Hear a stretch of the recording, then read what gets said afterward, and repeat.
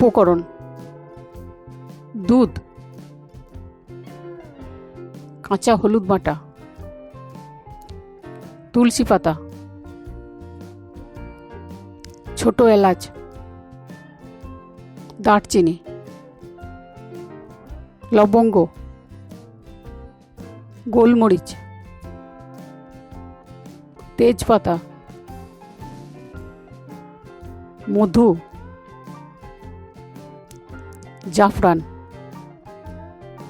আমি একটা হামাল দিস্তায় 5টি লবঙ্গ, 1/8 চা চামচ দারচিনি, 1/8 চা চামচ গোলমরিচ, 3টি ছোট এলাচ নিলাম। তারপর এটা আমি থেতো করে নেব। হামাল দিস্তাতে আমি থেতো করে নিচ্ছি।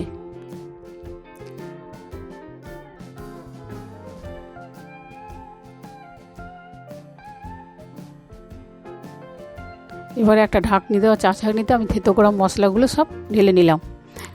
একটি তেজপাতা নিলাম, 4টি তুলসী পাতা নিলাম, 1/8 চা চামচ কাঁচা হলুদ বাটা নিলাম। চা ছাঁকনি ঢাকাটা বন্ধ করে দিলাম। এবারে একটা সসপ্যানে 1 কাপ ও 2-3 কাপ দুধ নিলাম।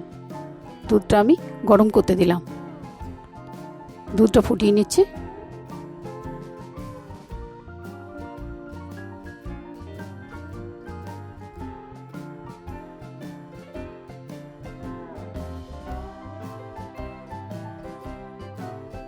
দুধ গরম হচ্ছে, ফুটে গেলে আমি বন্ধ করে দেবো। ফুটে গেছে। দিয়ে মশলা দেওয়া চা ছাঁকনিটা আমি দিয়ে দেবো। আপনারা যে কোনো চা ছাঁকনি নিতে পারেন।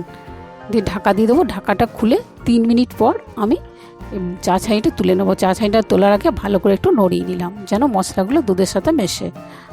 তৈরি। এইবার আমি দুধটা কাপে ঢেলে নিলাম। এবার এতে 1 চা চামচ মধু দিলাম। চামচ দিয়ে মধুটা দুধের সাথে ভালো করে মিশিয়ে নেব। মিশিয়ে নিলাম। এর উপরে আমি জাফরান দিলাম। জাফরানটা একটু দুধের সাথে মিশিয়ে নড়িয়ে দিলাম। এইভাবে গরম গরম পরিবেশন করুন হার্বাল ইমিউনিটি মিল্ক। ঠান্ডায় কেঁপে বৃষ্টিতে ভিজে সর্দি জ্বরের রিস থাকবো ভালো, বানিয়ে নেব হার্বাল ইমিউনিটি মিল্ক।